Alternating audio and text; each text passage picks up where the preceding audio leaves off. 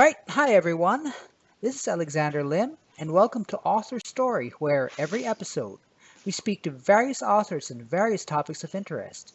For this episode, I'm interviewing Franz Sedelmayer, who is a businessman who has done a lot of business in a lot of places, one of which is Russia, and who is to date the only claimant who has collected on a claim from a sovereign debtor.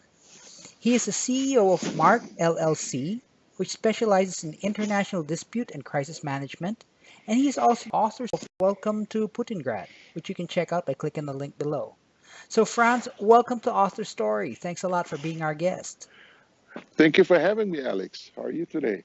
Doing fine, doing fine. So, to start off, Franz, what made you decide to write Welcome to Putingrad? I'm sure you could have done very well without writing it.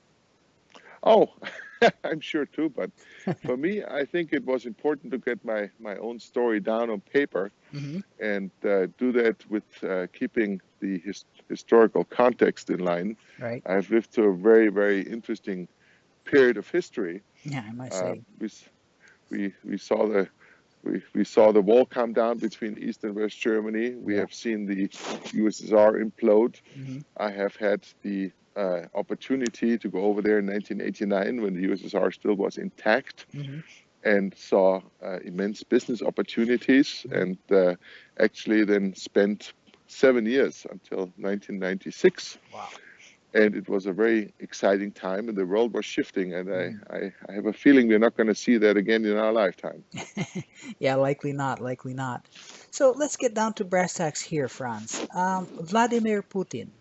Now, it's rare for someone like myself to be able to talk to someone who has interacted with a public figure like him, up close and personal. So, I've got a lot more questions than we have time for, so I'll try to stick to the important ones. First question is, who is this guy, Vladimir Putin? Well, Vladimir Putin is a person who is, I would compare him a little bit to the physical appearance of Napoleon Hmm. in the sense of his height, Hmm. which also translates to his need to project a very strong, decisive personality Hmm. to people that are sitting across from him, Hmm. to any TV audience, to his voters. Hmm. I see him as a person in the time when I met him. Hmm. It was the first time in 1992, Hmm. as a person that you could relate to, talk to, who was actually genuinely interested in the welfare of his city. That Hmm. was Leningrad, later called St. Petersburg. Hmm. I saw him as a person who was at the time not corrupt or Hmm. corruptible, never asking for anything. I saw him as a person, a city official, that you could sit down, discuss a problem, reach an agreement, shake your hands on it, and rely on it. Hmm. And I seen him as a private person at my house over Bavarian food and Bavarian beer on several occasions, Hmm. and also at other social gatherings. And I have seen him as a person who is actually enjoying when people are around him that he can relate to, even talk another language like German. Hmm.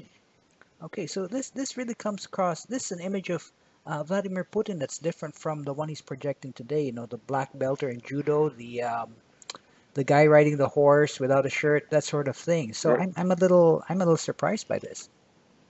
Uh, Not really, but if you look at his career, I Hmm. think this is something people tend to forget or simply don't know. Hmm. Putin comes from a very poor background, a very poor family, Hmm. with a very low social level, even in the society of the USSR. Hmm. So he, from a very early age on, had to fight for everything he needed Hmm. uh, to get. Hmm.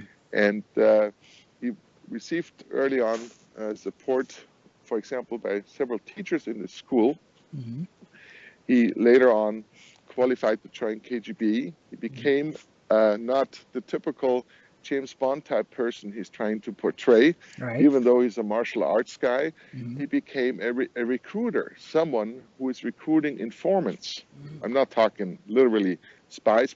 I'm talking about someone who will feed then the KGB with all types of information, be it Hmm. daily stuff or be it more important things over time. But he was very much a personnel guy. Hmm. He was a person trained to recruit people, by sitting across from them and essentially projecting himself as their mirror to pick up empathy, to look like them, to share values with them, to lure them in, and to recruit them, and to basically lead them for a while before turning them over to other KGB handlers.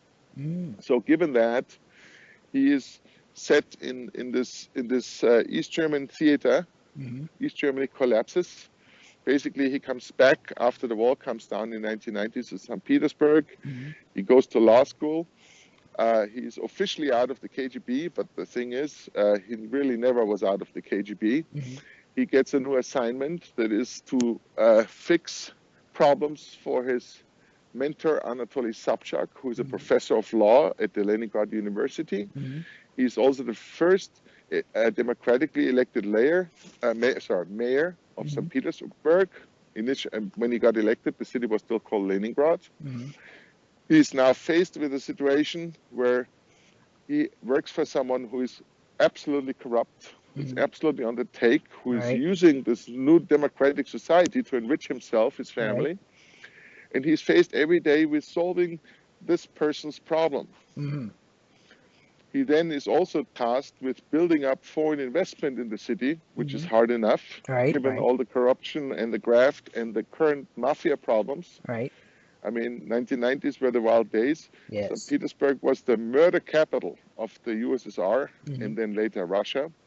So he's faced with a corrupt police system. He's faced with a post-communist system where people just help themselves to all type of goodies.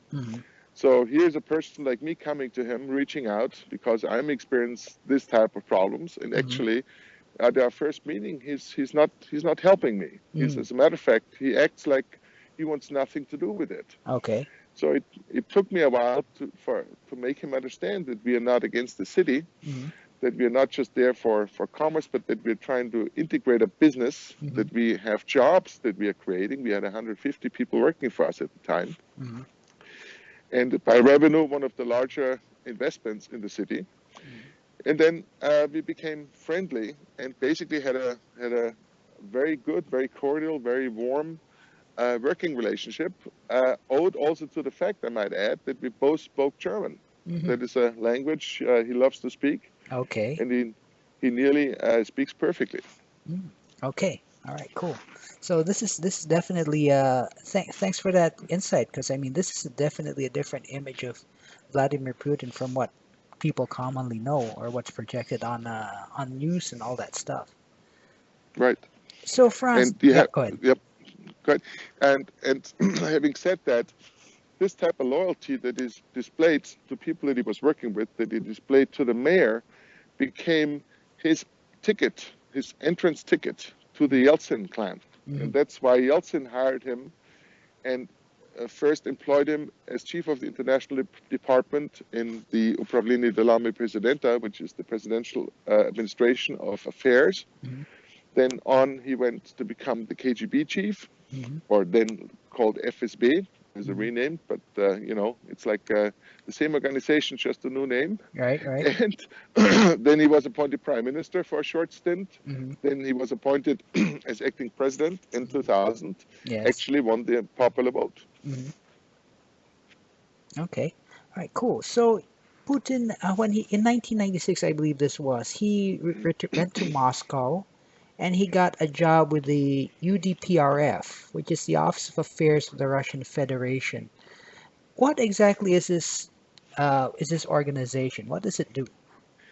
This organization, as we describe in our book, Welcome to Putingrad, is actually founded, or was actually founded by Lenin right after the revolution. Okay. And the purpose was to take all the assets that they have been able to collect from the Tsar, from the state, from other noble families, including factories, printing houses, construction companies, iron foundries, metalworks, anything you can imagine. They put into one fall, which they called the Upravlenie delami of the Communist Party of the USSR.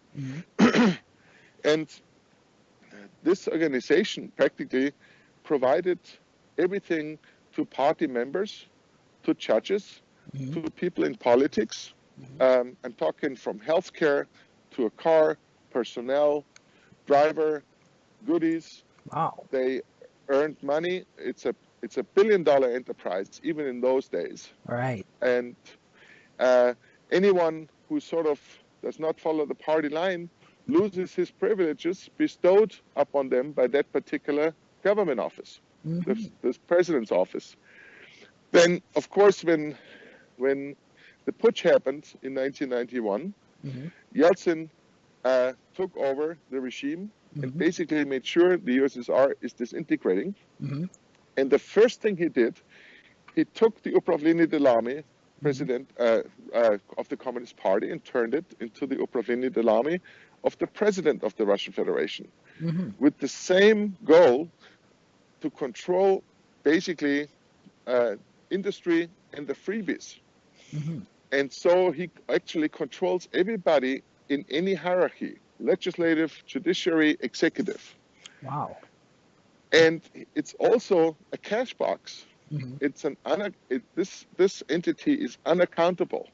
Mm-hmm. I mean, when you talk about the question where the Russians take the money from Mm-hmm. to finance, the activities overseas to disrupt our economies, to disrupt our democracies, Mm-hmm. to do all types of covert type operations. That's the Mm-hmm. organization that actually pays for it. Wow.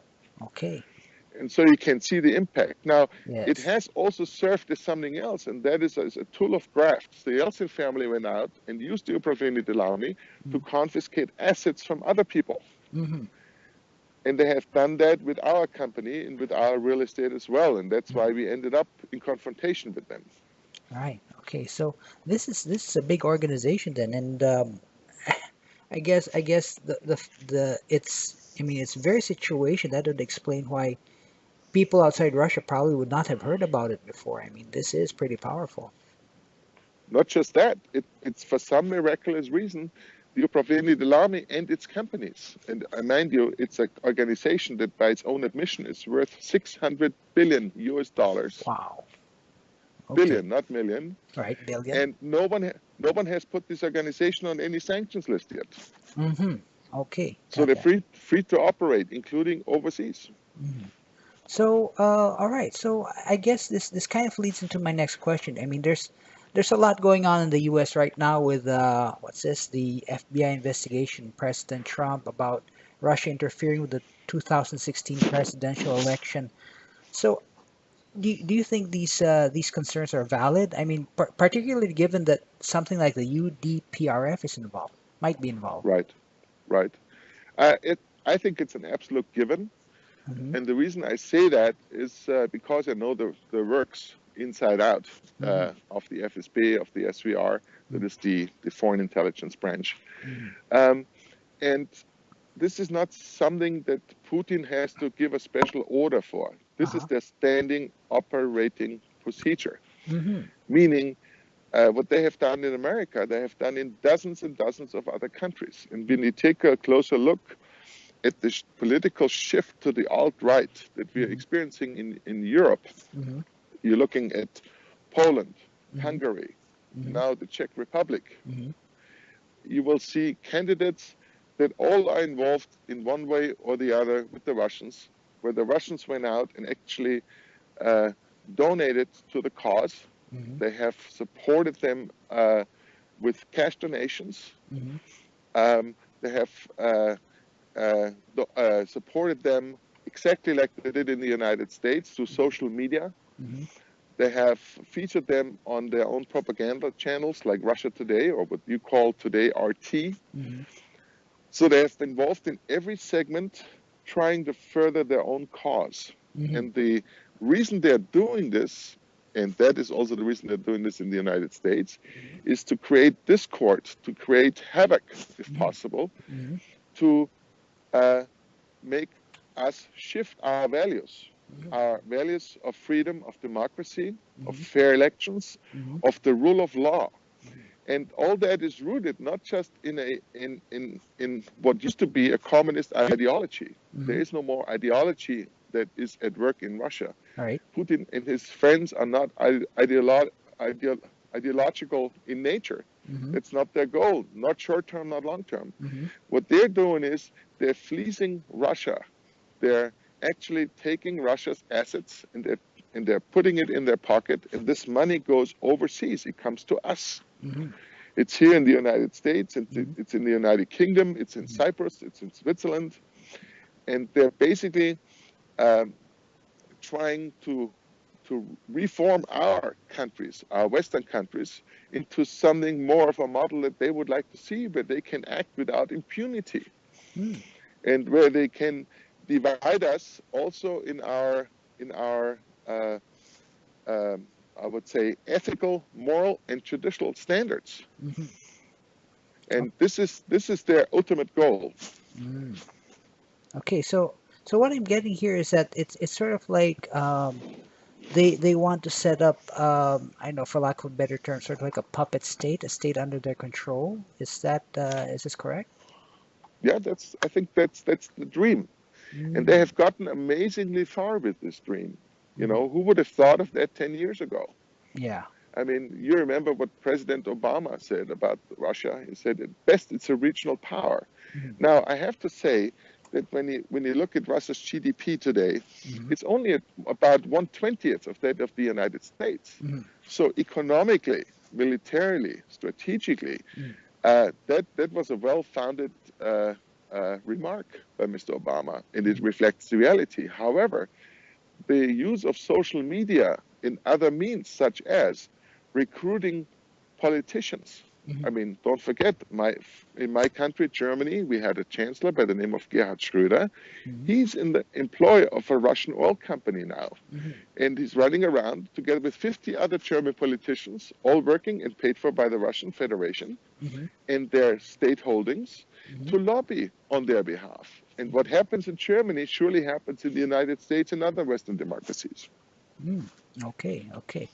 So very interesting there. I mean, that's a great insight right there. I mean, people don't usually think this way, but geez, with all the power available, it's definitely doable on their part. Absolutely. And it costs a fraction of what it would cost to start a larger war. Mm. Oh yeah. Conflict for Putin is something else people misunderstand, misread. Mm-hmm. Putin's military might, that is Russia's military might, is somewhat limited. Mm-hmm. When they went into Syria, to everybody's surprise, Mm-hmm. and started bombing everything that moved on the ground, calling it the fight against terrorism, had actually a more important background, and that is to drive more refugees to the West. Mm. And they used Soviet ordnance for the most part. In other words, what was still in the warehouses. The Russian military-industrial complex is nowhere near what it used to be. Mm-hmm.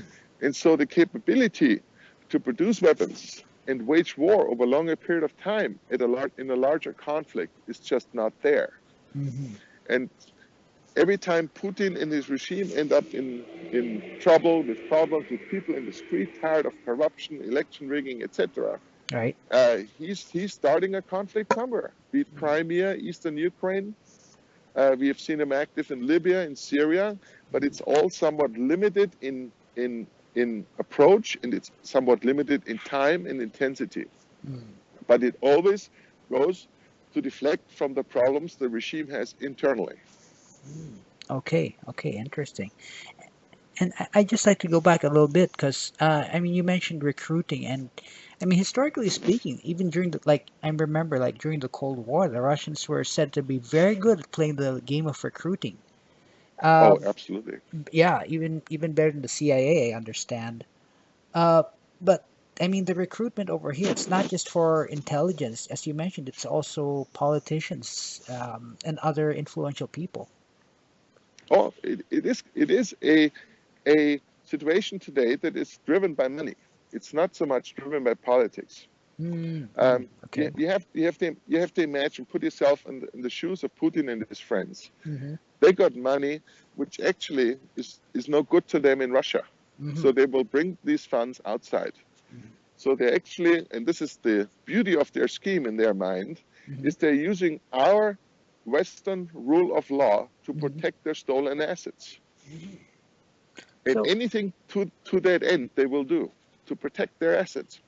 I see. Okay. So let me get this straight. They're sort of like transferring assets from Russia out of Russia.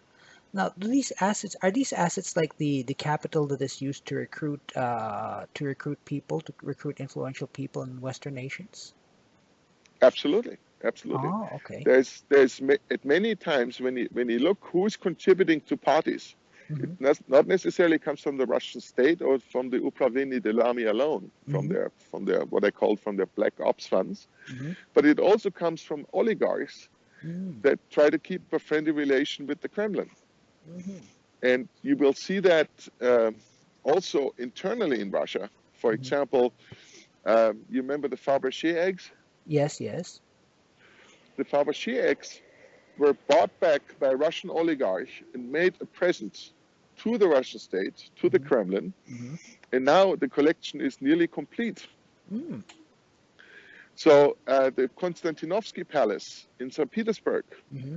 was was renovated and rebuilt, cost nearly, I think, $2.5 billion US. It was all financed by contributions of the so-called oligarchs. Mm. And and you can see the dependence these people have on the Kremlin. Right.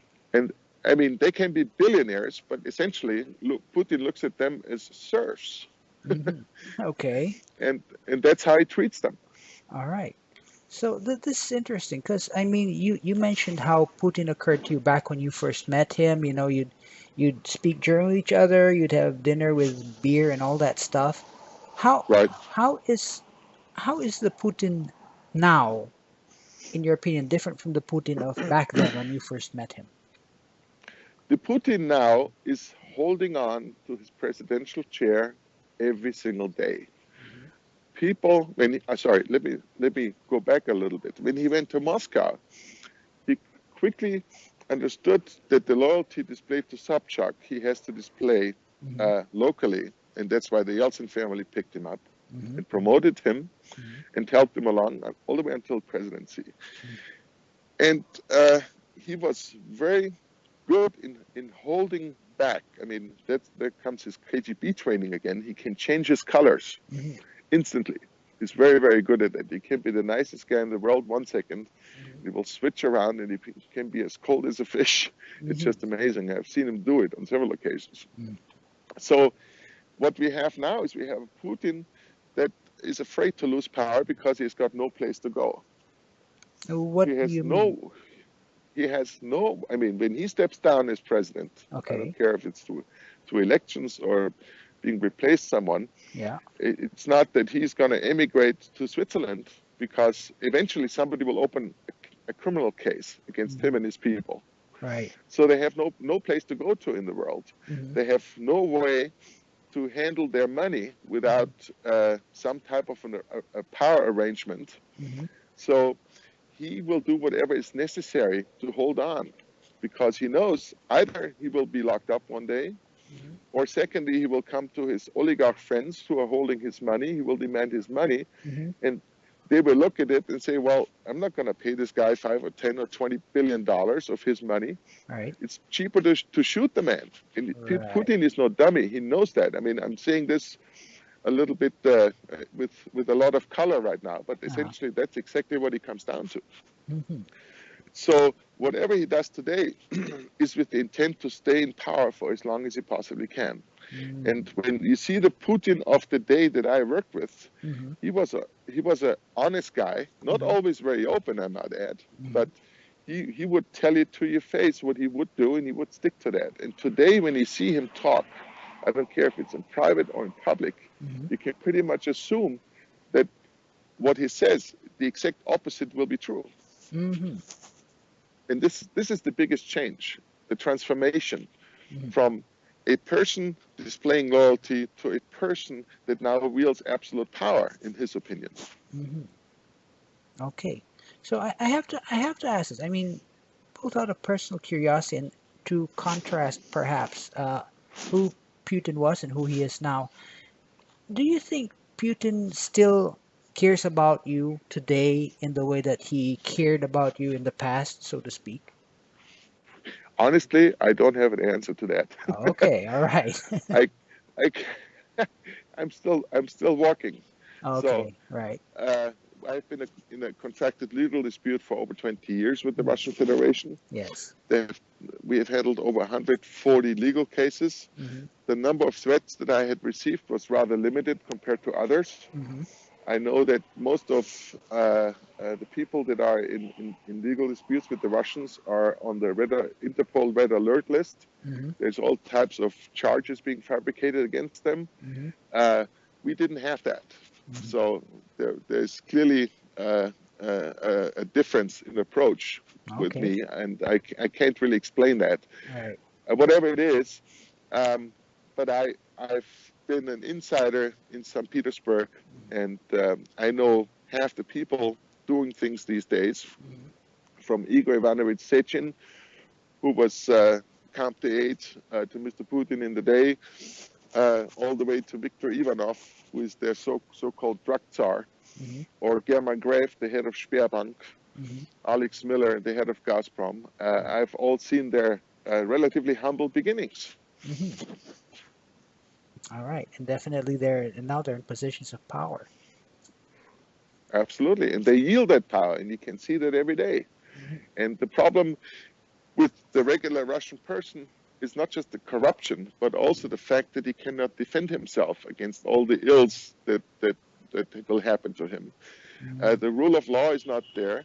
Mm-hmm. The standard saying, and I think it's very true, is Putin said that for my enemies the law, Mm-hmm. and for my friends everything. And that Mm-hmm. pretty much describes the situation. Because if you own a company, eventually somebody will come now from the state instead of the mafia. It used to be the mafia in the 90s. Now it is state employees, it's police people, it's customs people, it's people from the tax police, etc.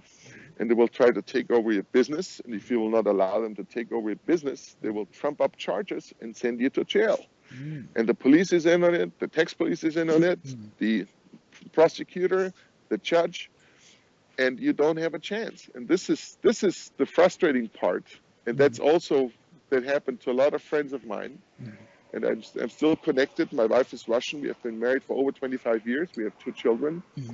We've been living outside though, but we Mm-hmm. of course keep very, very close contact with the family and with friends. Mm-hmm. And this type of a Russian society is an absolute nightmare. It's an absolute nightmare. It's the closest thing to Stalinist type times, Mm-hmm.